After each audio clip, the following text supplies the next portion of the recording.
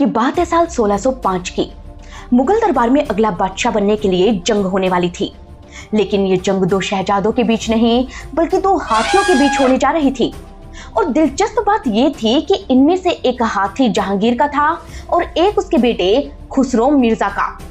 यानी अगला बादशाह बनने की यह जंग बाप बेटे के बीच थी, जिसका फैसला बादशाह अकबर को करना था। अकबर चाहता था कि बादशाह खुसरो ही बने, इसलिए उसने अपनी ये ख्वाहिश अपने सबसे खास नवरत्न अब्दुल रहीम खाने खाना को बताई। रहीम भी यही चाहते थे, क्योंकि उन्हें पता था कि जहांगीर एक अड़ियल, अय्याश और गुस्सैल किस्म का बादशाह साबित होगा। अकबर के बहुत से नवरत्न खुसरो को ही बादशाह बनता देखना चाहते थे, मगर फिर भी अकबर ने फैसला हाथियों की जंग पर छोड़ दिया।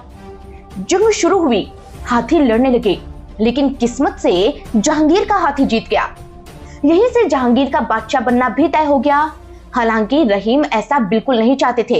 वो बार बार अकबर को समझा रहे थे कि जहांगीर बादशाह बनने के लायक नहीं है।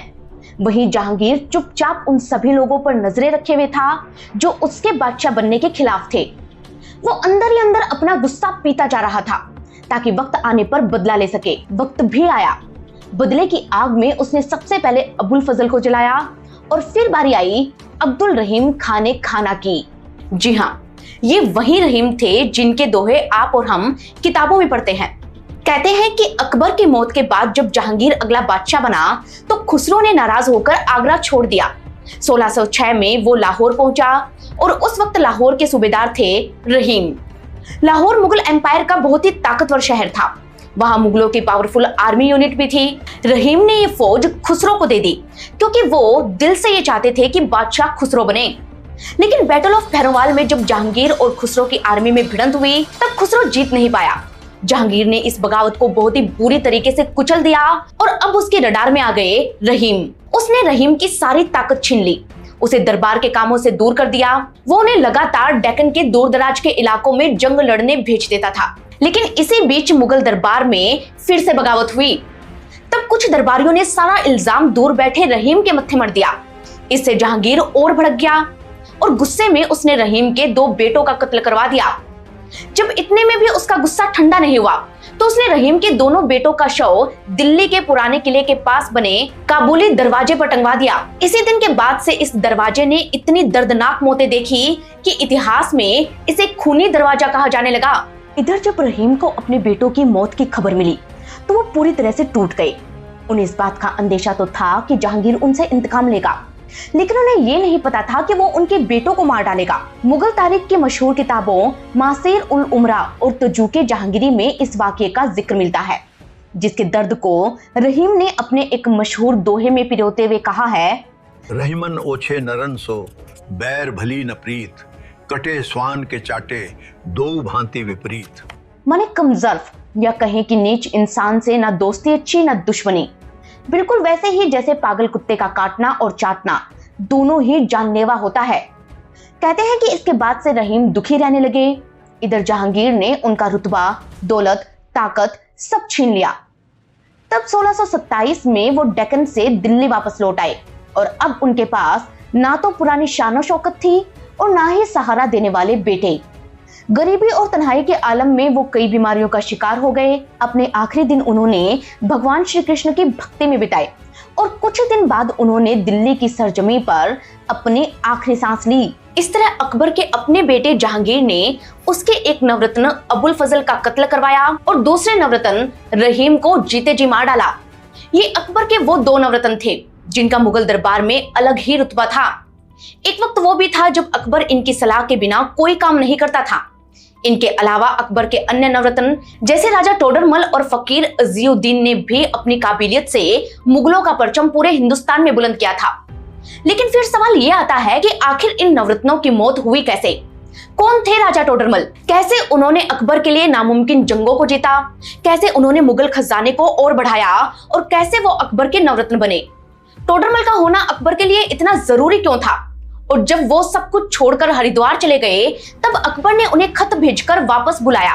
लेकिन फिर सवाल यह आता है कि उनकी डेथ कैसे हुई? क्या किसी ने उनका मर्डर किया था? क्या थी कहानी अकबर के एक और नवरत्न फकीर अजीउद्दीन की, जिन्हें अकबर का स्पिरिचुअल एडवाइजर माना जाता था? कैसे गई अकबर के इन नवरत्नों की जान? इसकी दिलचस्प कहानी छिपी है इतिहास के पन्नों में, जिसे जानने से पहले मैं आपको एक और किस्सा सुनाती हूँ, जो है एक महारानी का। ये सदियों पहले की बात है। अफगानिस्तान के राजा वुशमेगीर ने कश्मीर पर हमला कर दिया। उसके सैनिकों ने कश्मीर रियासत को चारों तरफ से घेर लिया और उन्हें लगा कि 40,000 सैनिकों को कश्मीर के मुट्ठी भर सिपाही कहां हरा पाएंगे। लेकिन तभी जंगे मैदान में उतरी कश्मीर की फोर्स और आंधी की तरह दौड़ते हुए घोड़े पर सवार होकर आई एक रानी। ये थी कश्मीर की रानी दिद्दा, जिनका एक पैर कटा हुआ था। उनके एक हाथ में कवच था। उनका जोश देख अफगान फौज के परखचे उड़ गए। वहीं कश्मीर के सिपाहियों ने अपनी गुरिल्ला युद्ध नीति से अफगानियों के छक्के छुड़ा दिए। करीब 45 मिनट यह जंग चली। वुशमेगीर के जनरल दिद्दा की फौज के हाथियों के पैरों तले कुचले गए। दिद्दा ये जंग जीत गई और 50 सालों तक उन्होंने कश्मीर पर राज किया। लेकिन विडंबना देखिए कि इतिहास की इस महान रानी की कहानी हमें किताबों में पढ़ाई ही नहीं गई। इसलिए हम आपके लिए ये कहानी लेकर आए हैं हमारे नए पॉडकास्ट में, जिसमें आपको पता चलेगा कि कैसे पुराने जमाने में रानियां और बेगमें पर्दे के पीछे से दरबार की पॉलिटिक्स को कंट्रोल किया करती थी, वो भी अपनी ज्वेलरी, अपने गहनों के दम पर। आप ये पॉडकास्ट जरूर देखिएगा। खैर, टॉपिक पर वापस आते हैं और नवरत्नों की कहानी शुरू करते हैं राजा टोडरमल से।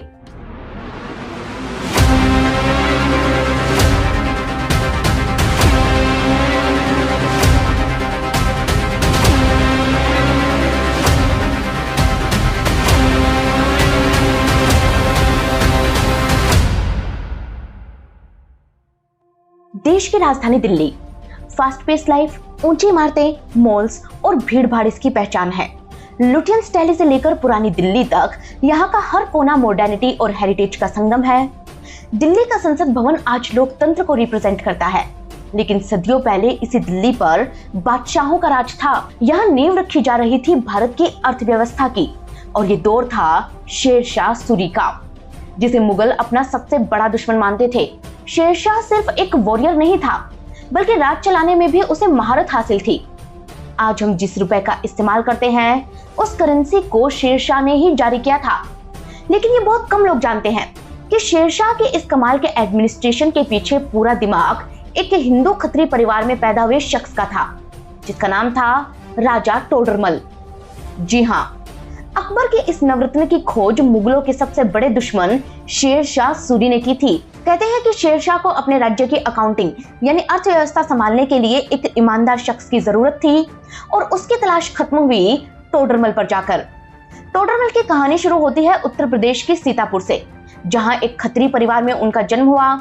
बहुत कम उम्र में ही उन्होंने अपने पिता को खो दिया और उनकी मां ने उन्हें गरीबी में पाला। लेकिन उस वक्त ये किसी ने नहीं सोचा था कि एक दिन यही टोडरमल दो बड़े एम्पायर्स की किस्मत लिखेंगे। कहते हैं कि टोडरमल में दो खास गुण थे। पहला, मैथमेटिक्स में उनकी गजब की पकड़, और दूसरा, ईमानदारी। वो घंटों बैठकर जमीनों के नक्शे तैयार करते, पुरानी लिपियों को पढ़ते और अपनी मैनेजमेंट स्किल्स को निखारते। इतिहास के माने तो उन दिनों भारत में जमीन नापने का कोई पक्का तरीका नहीं था। इस वजह से टैक्स वसूली में गड़बड़ी होती और किसान सरकार से नाराज रहते। टोडरमल इसी समस्या को सुलझाना चाहते थे, लेकिन इसके लिए उन्हें पैसा चाहिए था। तब नौकरी की तलाश में वो बिहार के सासाराम पहुंचे, जहां राज था अफगान सरदार शेरशाह सूरी का। उन दिनों शेरशाह की ताकत बढ़ती जा रही थी। मुगल बादशाह हुमायूं उनसे डरता था। शेरशाह का अगला टारगेट दिल्ली था, लेकिन पीछे उसका खजाना और हिसाब किताब संभालने वाला कोई नहीं था। तभी उसके दरबार में टोडरमल पहुंचे और शेरशाह ने उन्हें अकाउंट डिपार्टमेंट की नौकरी दे दी। टोडरमल को साधारण से पोस्ट मिली, लेकिन फिर भी उन्होंने शेरशाह के बिखरे हुए कागजों और अकाउंट को इतना सटीक मैनेज किया कि शेरशाह ने उनका प्रमोशन कर दिया। धीरे धीरे उसके दरबार में टोडरमल का कद बढ़ता गया और उन्हें सबसे बड़ी जिम्मेदारी मिली तब जब शेरशाह ने अपना सपनों का किला रोहतास फोर्ट बनाना शुरू किया। ये किला शेरशाह बनवाना चाहते थे मुगलों को रोकने के लिए। दरअसल शेरशाह के डर से हुमायूं दिल्ली छोड़ काबुल में रहने को मजबूर हो गया था। ये हुआ कैसे, इसकी कहानी हम आपको पहले ही सुना चुके हैं। लेकिन वो वापस दिल्ली ना आ सके, इसलिए शेरशाह अपने एम्पायर को सुरक्षित रखना चाहते थे। और यही वजह थी कि पंजाब में झेलम नदी के किनारे एक ऊंची पहाड़ी पर उन्होंने एक किला बनवाना शुरू किया, ताकि पंजाब कंट्रोल और सिक्योर रहे और इस रास्ते से हुमायूं वापस भारत में ना घुस पाए। लेकिन दिक्कत ये थी कि इस किले को बनाने में लोकल लोग शेरशाह का साथ नहीं दे रहे थे। उस वक्त यहाँ गख्खर कबीले के लोग रहते थे, जिन्होंने तय किया था कि वो किला बनाने के लिए मजदूरी नहीं करेंगे। अब बिना लेबर के किला बनता कैसे? इसी समस्या को सुलझाने के लिए शेरशाह ने यहाँ टोडरमल को भेजा। टोडरमल के लिए ये एक टास्क था। उन्होंने दिमाग लगाया और ये ऐलान करवाया कि जो भी मजदूर किले के लिए पत्थर लाएगा उसे बदले में सोने के सिक्के दिए जाएंगे। जब लोगों ने इतने भारी भरकम इनाम के बारे में सुना तो मजदूरों की भीड़ इकट्ठा हो गई। इतने मजदूर देख उन्होंने सिक्के के बजाय अशरफी, फिर दाम यानी कि तांबे का सिक्का और आखिर में सामान्य दिहाड़ी देना शुरू कर दी। फिर भी मजदूरों ने खुशी खुशी काम किया और कुछ ही वक्त में शेरशाह के सपनों का किला बनकर खड़ा हो गया। इतना ही नहीं, किला बनवाने के साथ साथ उन्होंने पूरा हिसाब किताब भी संभाला। लेकिन दिक्कत यह हुई कि उनकी पीठ थपथपाने से पहले ही शेरशाह का इंतकाल हो गया और हुमायूं ने सूरी एम्पायर को खत्म करके वापस मुगलों का राज स्थापित कर दिया। अब राज हो गया मुगलों का और टोडरमल वफादार थे शेरशाह के। ऐसे में मुगल सल्तनत में उनकी कोई जगह नहीं रही और अगले 4 सालों तक वो पंजाब के छोटे मोटे इलाकों में लैंड रिकॉर्ड्स संभालते रहे। वहीं दूसरी तरफ मुगल दरबार में हुमायूं के बाद उसका बेटा अकबर बादशाह बना। अकबर जंग जीतने में तो माहिर था, लेकिन हिसाब किताब रखने वाला उसके दरबार में भी कोई नहीं था। मुगलों को ना जमीन नापना आता था, ना ही टैक्स कलेक्शन, जिस वजह से खर्चे बढ़ते गए, हिसाब किताब बिगड़ने लगा। धीरे धीरे मुगलों का खजाना खाली होने लगा और अकबर के साथ साथ उनके मेंटोर बैरम खान को भी इस बात की चिंता होने लगी। तब बैरम खान ने ये बात अपने एक ऑफिसर इतिमाद खान को बताई। इतिमाद खान ने उन्हें एडवाइस दी कि उन्हें उन पुराने अफगान ऑफिसर्स को ढूंढना चाहिए जो शेरशाह का राजकाज संभालते थे। यहीं से खोज शुरू हुई और शेरशाह की इकोनॉमिक सक्सेस का राज सामने आया। ये राज था टोडरमल का जीनियस माइंड, जिसके बाद टोडरमल को मुगल दरबार में बुलाया गया। ये टोडरमल और अकबर की पहली मुलाकात थी, लेकिन अकबर को डाउट था कि कहीं वो अभी भी अफगानों के सगे तो नहीं हैं। इसलिए उन्होंने टोडरमल को कोई खास पोस्ट नहीं दी।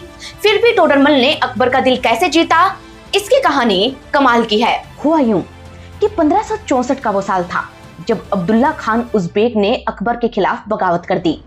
इस बगावत को दबाने के लिए अकबर ने एक सेना भेजी और इस सेना के खर्चे, राशन और फाइनेंस की जिम्मेदारी संभालने के लिए साथ में भेजा टोडरमल को। अकबर ये देखकर हैरान था कि टोडरमल सुबह घोड़े पर बैठकर जंग लड़ते और शाम को दिन भर के खर्चे का हिसाब किताब पूरी सटीकता से रिकॉर्ड करते। वो समझ गया कि टोडरमल की वफादारी किसी सल्तनत से नहीं बल्कि अपने काम से है। जिसके बाद अकबर ने पुरानी दुश्मनी को भुलाकर टोडरमल को मुगल सल्तनत में दीवान ए अशरफ के खिताब से नवाजा और साथ ही अपने दरबार के नवरत्नों में भी शामिल कर लिया। टोडरमल अकबर के फाइनेंस मिनिस्टर बने और उन्होंने सबसे पहले टैक्स कलेक्शन के सिस्टम को सुधारा।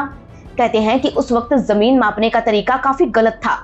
अधिकारी अपनी मर्जी से टैक्स वसूलते थे, किसान मेहनत करते थे और उन्हें सही न्याय नहीं मिलता था। इसलिए टोडरमल ने पहले लैंड मेजरमेंट के सिस्टम को बदला। उन्होंने देखा कि जमीन को रस्सी से मापा जाता है जो मौसम के साथ फैलती सिकुड़ती थी। तब उन्होंने बांस या लोहे की मदद से जमीन मापने का सिस्टम शुरू किया, जिससे पहली बार जमीन का सही नाप सामने आया। इसके बाद उन्होंने उपज के आधार पर जमीन को अलग अलग कैटेगरी में बांटा और इसी हिसाब से टैक्स तय किया। उन्होंने पिछले 10 सालों में खेती का एवरेज निकालकर टैक्स वसूलने का सिस्टम बनाया, जिससे कम उपज वाले खेतों से टैक्स वसूली का बोझ भी कम हो गया। यही सिस्टम आगे चलकर जब्ती सिस्टम के नाम से मशहूर हुआ, जो किसानों के लिए वरदान साबित हुआ। अब किसान तो खुश थे ही, यहीं से मुगल इकोनॉमी की मजबूत फाउंडेशन भी तैयार हुई। लेकिन टोडरमल सिर्फ कागजों के जादूगर नहीं थे, वो एक वॉरियर भी थे, जिसका पता चला 1575 में हुए बैटल ऑफ तुकारोई में। हुआ यूं कि इस जंग में मुगल कमांडर बुरी तरह घायल हो गया था। तब मुगल सैनिक मैदान छोड़कर भागने लगे। ऐसे में टोडरमल मैदान में उतरे और पूरी आर्मी में फिर से जोश भर दिया। ये जंग मुगल जीत गए, जिससे खुश होकर अकबर ने टोडरमल को राजा कहना शुरू कर दिया। यहीं से टोडरमल राजा टोडरमल बन गए, जो अकबर के इतने खास हो गए कि अकबर ने उन्हें अपना नवरत्न बना लिया। टोडरमल भगवान कृष्ण के परम भक्त थे। पूजा किए बिना वो कुछ नहीं खाते थे। कहते हैं कि एक बार एक सैन्य अभियान में जाते वक्त उनकी मूर्तियां खो गई थी। तब बिना पूजा के कई दिनों तक वो भूखे रहे और कुछ नहीं खाया। सबने उन्हें खूब समझाया, लेकिन वो फिर भी नहीं माने। भक्ति भाव में पक्के होने के साथ साथ टोडरमल संस्कृत, फारसी जैसी लैंग्वेज के भी जानकार थे। उन्होंने कई ग्रंथों का ट्रांसलेशन किया था। अकबर के लिए उन्होंने बरसों तक काम किया, उनका खजाना संभाला और बढ़ाया। लेकिन अपने जीवन के आखिरी दौर में उन्होंने भक्ति को चुना और सब कुछ छोड़कर वो हरिद्वार चले गए। तब मुगल दरबार का कामकाज फिर से डामाडोल होने लगा और अकबर ने टोडरमल को एक लेटर लिखा और कहा कि लोगों की सेवा करना ही सबसे बड़ा धर्म है और राज्य को अभी उनकी जरूरत है, ऐसे में उन्हें फिर लौटाना चाहिए। अब बादशाह ने बुलाया था और जनता की सेवा माने भगवान की सेवा। यही सोच टोडरमल वापस मुगल दरबार में लौटे, लेकिन बुढ़ापे के कारण वो अक्सर बीमार रहने लगे। अब यहाँ पर उनकी मौत को लेकर दो कहानियां चलती हैं। कुछ इतिहासकार कहते हैं कि टोडरमल से जलने वाले कुछ दरबारियों ने वापस लौटते वक्त उनका मर्डर करवा दिया था। वहीं कुछ इतिहासकार ये मानते हैं कि टोडरमल वापस लौटे, काम संभाला और 8 नवंबर 1589 को लाहौर में अपनी आखिरी सांस ली। टोडरमल की मौत पर भी अकबर को गहरा सदमा लगा। उसने खुद माना कि अगर टोडरमल ना होते तो उसका एम्पायर कब का उखड़ गया होता। टोडरमल की पूरे सम्मान के साथ अंत्येष्टि हुई, लेकिन अकबर के एक और नवरत्न रहीम का जो हाल हुआ वो सोचकर आपकी भी रूह कांप जाएगी। रहीम अकबर के नवरत्न कैसे बने, ये जानने के लिए हमें रहीम की कहानी को शुरू से शुरू करना होगा। 1556 की ये बात है। लाहौर में मुगल सेनापति बैरम खान के घर एक बेटा पैदा हुआ। नाम रखा गया रहीम खान। अब रहीम के पिता अकबर के मेंटोर और हुमायूं के पक्के दोस्त थे। ऐसे में मुगल दरबार में उनकी तूती बोलती थी। बैरम खान ही वो शख्स थे जिन्होंने हुमायूं को रेगिस्तान और जंगलों से बचाते हुए फारस माने ईरान तक पहुंचाया और वहां के शाह तमास्प के दरबार तक ले गए। उन्हीं की बात मानकर ईरान के शाह ने हुमायूं को फौज दी और मुगलों ने दोबारा हिंदुस्तान फतेह किया। 1555 में करीब 15 साल के लंबे इंतजार के बाद जब मुगल फौज ने सरहिंद की जंग में अफगानों को धूल चटाई, तब बैरम खान ही मुगलों की आर्मी को लीड कर रहे थे। वो बैरम खान ही थे जिन्होंने हुमायूं के मरने पर अकबर को बादशाह बनाया और उन्हें ट्रेनिंग दी। और इसी दौरान 17 दिसंबर 1556 को वो खुद पिता बने और उनकी बेगम सलीमा सुल्तान ने रहीम को जन्म दिया। मासिर रहीमी के मुताबिक रहीम की मां हुमायूं की भांजी थी। ऐसे में रहीम खुद रॉयल थे। उनका परिवार बहुत पैसे वाला था। खुद अकबर ने रहीम को गोद में खिलाया था। कहते हैं कि बचपन में ही रहीम के पास तमाम सुख सुविधाएं थी, लेकिन 1561 में कुछ ऐसा हुआ जिसने उनकी कहानी को पलट कर रख दिया। हुआ यूं कि उस साल बैरम खान हज पर जा रहे थे। तब रास्ते में उनका पुराना दुश्मन मुबारक खान लोहानी घात लगाकर बैठा था। मुबारक खान ने बैरम खान और उनके परिवार पर इतना अचानक हमला किया कि बैरम खान को संभलने का मौका ही नहीं मिला। बैरम खान मारा गया। वहीं उसकी बेगम और बेटे रहीम की जान भी खतरे में आ गई।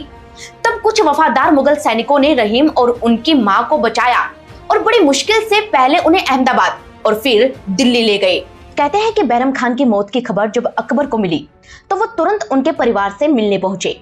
अकबर ने तय किया कि वो रहीम को अपने बेटे की तरह पालेंगे और उसी दिन से उन्होंने रहीम को अपने महल में रखना शुरू कर दिया। अब मुगल शहजादों के साथ ही रहीम को भी शिक्षा मिली। वहीं अकबर ने खुद बैरम खान की दूसरी बीवी से शादी कर ली। माने रहीम का परिवार पूरी तरह अकबर का अपना परिवार बन गया। इसी वजह से अकबर और रहीम काफी करीब थे। रहीम काफी इंटेलिजेंट भी थे। उन्हें फारसी, अरबी, संस्कृत जैसी कई लैंग्वेज आती थी, जिससे खुश होकर अकबर ने उन्हें मिर्जा खान का टाइटल दिया।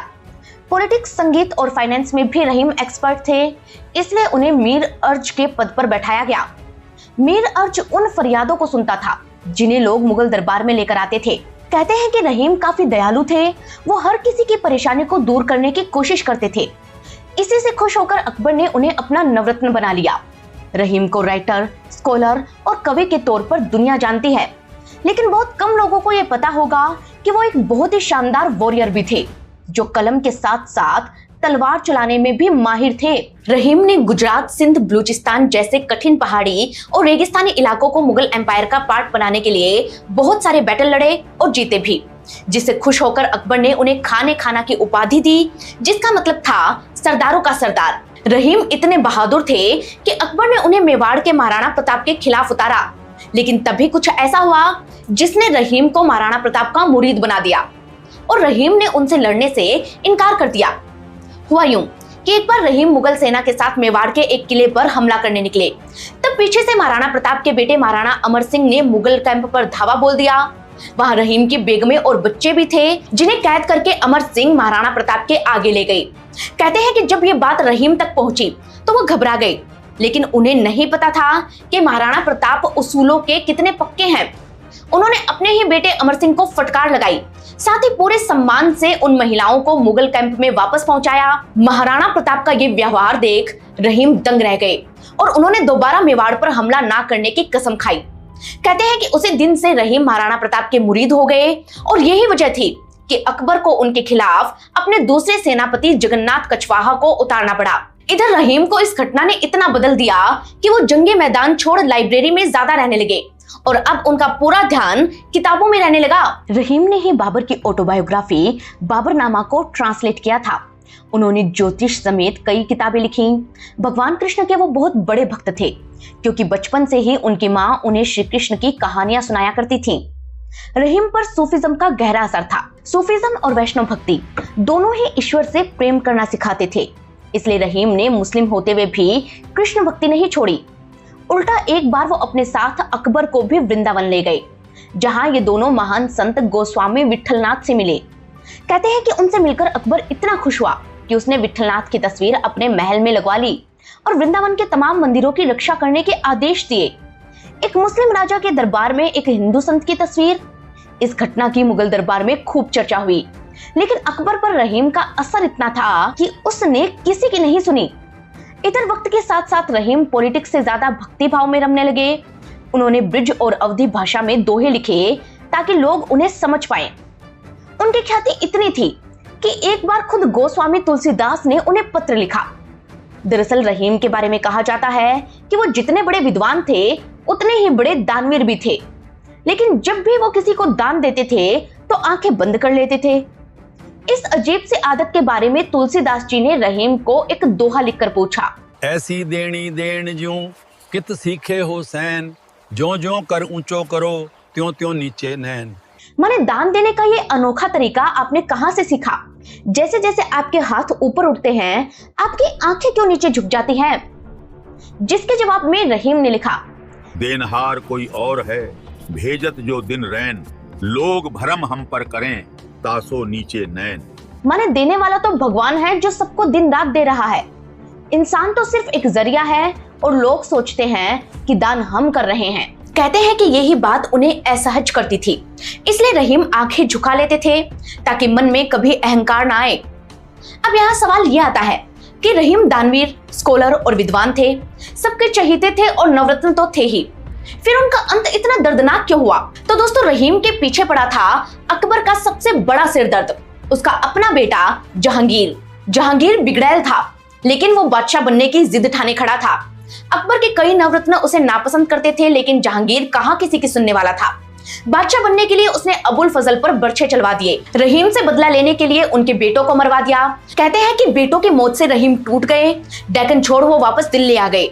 उन्हें आखिरी वक्त में इतना अनदेखा किया गया कि उन्हें दर्द, जिल्लत और गरीबी में जीना पड़ा।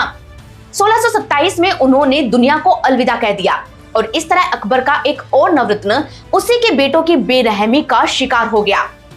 अब दोस्तों ये तो कहानी थी कलम के बादशाह रहीम और अकाउंट किंग टोडरमल की, लेकिन अकबर के एक नवरत्न ऐसे भी थे जिनके पास ऐसा कोई हुनर तो नहीं था, बावजूद इसके उनके कहने पर बादशाह अकबर के फैसले बदल जाया करते थे। ये थे फकीर अजीउद्दीन, जिनके नवरत्न बनने की कहानी भी कमाल की है। फकीर के बारे में कहा जाता है कि उनकी किस्मत उन्हें भारत खींच कर लाई थी, वो भी ईरान से। फकीर ईरान की गिलान सिटी में पैदा हुए थे। ये 3 भाई थे और उस वक्त ईरान में सफ़वी डायनेस्टी का राज था।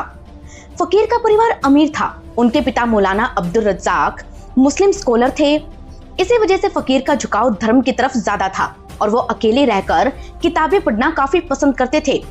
फकीर अच्छी फैमिली से थे, उनकी लाइफ में सब सही चल रहा था, लेकिन तभी ईरान में तख्ता पलट हुआ और यहीं से फकीर की किस्मत भी बदल गई। हुआ यूं कि तब तहमास्प फर्स्ट ईरान का नया राजा बना। उसने फकीर के पिता समेत कई स्कॉलर को बिना वजह जेल में ठूस दिया।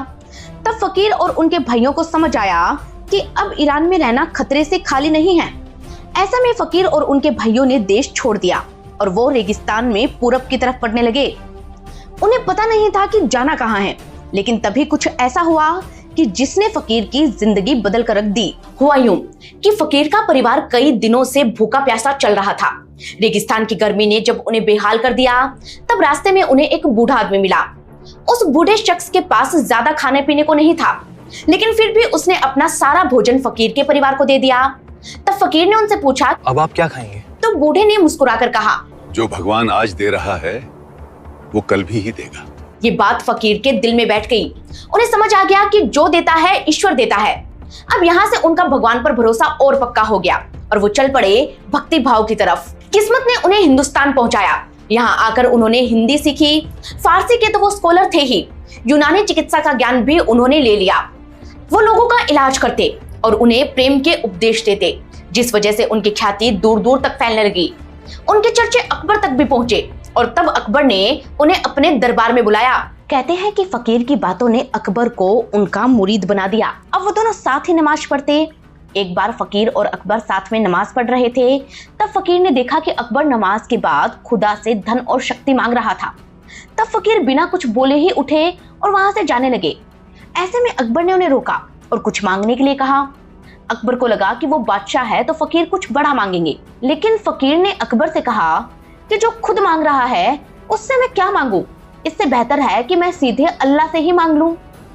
ये बात अकबर के दिल को छू गई। उन्होंने तुरंत समझ लिया कि फकीर को लालच से कोई मतलब नहीं है। उनकी सादगी और ज्ञान को देख अकबर ने उन्हें दरबार में मीर बकावल का पद दिया, जो एक तरह से शाही रसोइयों का प्रमुख होता था। माने बादशाह के खाने की सुरक्षा की जिम्मेदारी अब फकीर की थी। उन्हें अकबर के साथ बैठकर ही खाना खाना होता था। वो अकबर के लिए बने खाने को परखते, साथ ही यूनानी चिकित्सा का ज्ञान होने के कारण शाही हकीम का काम भी करते। दरबार के लोग उन्हें हकीम हुमाम कहकर बुलाते थे, जिसका मतलब था काबिल डॉक्टर।